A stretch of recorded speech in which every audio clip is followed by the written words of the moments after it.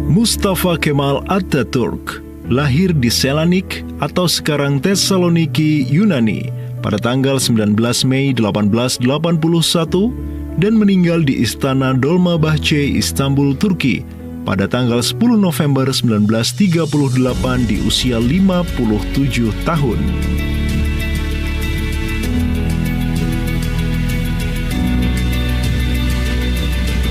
Oleh Barat, dia dikenal sebagai bapak modernisasi Turki. Namun sebenarnya, dia adalah tokoh yang mensekulerkan dan membunuh syiar Islam di Turki. Gazi Mustafa Kemal Pasha Atatürk. Begitulah ia mendapat julukan. Al-Ghazi artinya orang yang memerangi, sementara Atatürk berarti bapak orang Turki. Mustafa Kemal adalah orang yang paling bertanggung jawab dalam meruntuhkan Khilafah Utsmani pada tahun 1924. Ia adalah seorang perwira militer berpangkat jenderal yang memimpin revolusi Turki untuk mengikuti perspektif Barat atau dunia modern. Namun pada hakikatnya, ia telah meruntuhkan kekhilafahan Islam yang telah tegak 13 abad lamanya.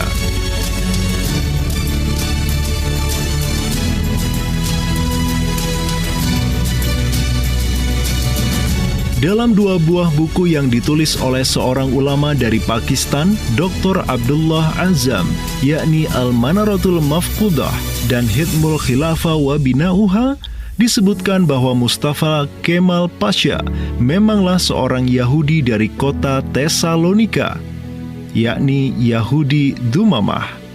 Mustafa merupakan seorang agen atau kaki tangan Yahudi internasional yang disusupkan ke dalam militer Turki sehingga dia menjadi seorang jenderal untuk menghancurkan kekhilafahan Islam Utsmani yang menolak menyerahkan Al-Quds kepada Zionis Yahudi yang pada saat itu diwakili oleh Theodore Herzl.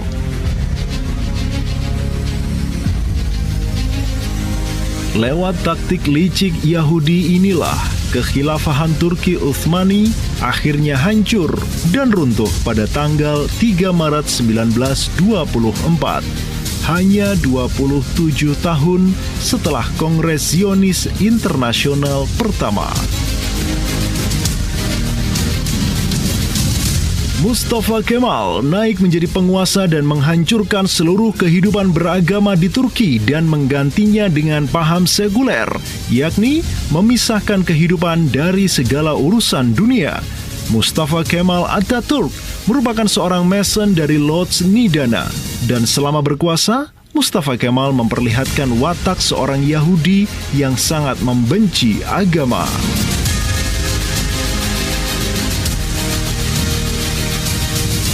Mustafa Kemal Pasha dikenal juga sebagai pendiri dan presiden pertama Republik Turki. Ideologinya yang sekularis dan nasionalis berikut kebijakan serta teorinya dikenal sebagai Kemalisme. Dengan kesombongannya, dia merubah semua simbol-simbol keislaman dan syariatnya. Bahkan, dia mengaku sebagai Tuhan.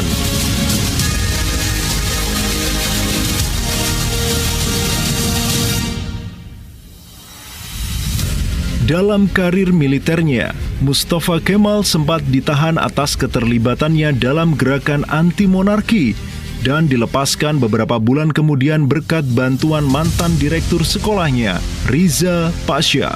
Atatürk kemudian ditugaskan sebagai kapten staf di pasukan kelima Turki yang bermarkas di Damaskus, Suriah, di Kompi Ali Fuad dan Lutfi Mufid. Di sana, dia bergabung dengan kelompok rahasia revolusioner bernama Vatan ve Hurriyet yang dipimpin tentara bayaran Mustafa Elvan. Di bulan Juli 1908, dia akhirnya terlibat dalam revolusi Turki Muda yang akhirnya berhasil melengsarkan Sultan Abdul Hamid II sekaligus membinasakan eksistensi Daulah Khilafah Utsmaniyah.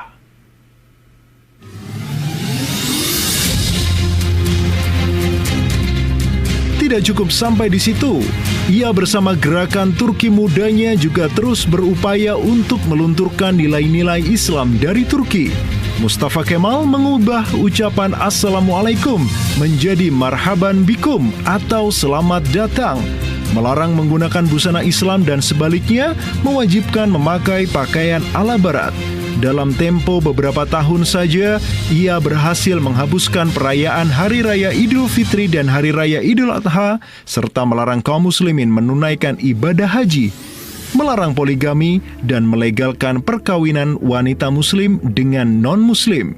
Dia membatalkan libur pada hari Jumat dan menggantinya pada hari Ahad, melarang azan dalam bahasa Arab dan menggantinya dengan bahasa Turki. Mustafa Kemal adalah dalang di balik penghancuran warisan besar Sultan Muhammad Al-Fatih, yakni Masjid Hagia Sophia. Dirinya mengubah Masjid Besar Hagia Sophia menjadi gereja dan setengahnya lagi untuk museum, menutup masjid, serta melarang sholat berjamaah, menghapuskan Kementerian Wakaf dan membiarkan anak-anak yatim dan fakir miskin terlantar. Ia juga membatalkan undang-undang waris atau faraid secara Islam, menghapus penggunaan kalender Islam dan mengganti huruf Arab ke dalam huruf Latin.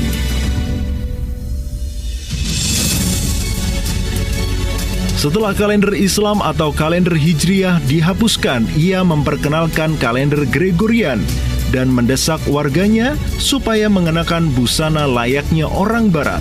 Di bidang sosial, ia memperkenalkan undang-undang tentang persamaan gender dan menghapus hukum kewajiban hijab bagi perempuan.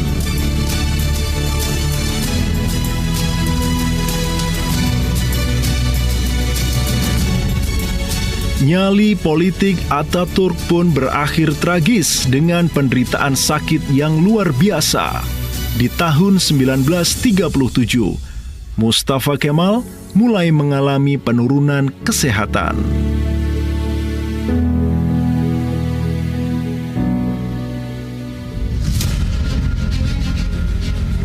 Pada awal 1938, saat berada dalam perjalanan ke Yalova, dia menderita penyakit serius.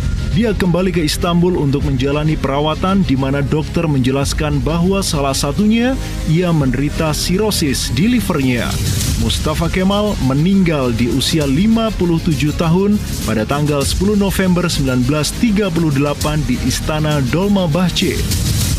Sebelum kematiannya, Allah mendatangkan kepadanya beberapa gejala akibat penyakitnya yang membuatnya tersiksa dan tak dapat menanggung azab yang Allah berikan di dunia.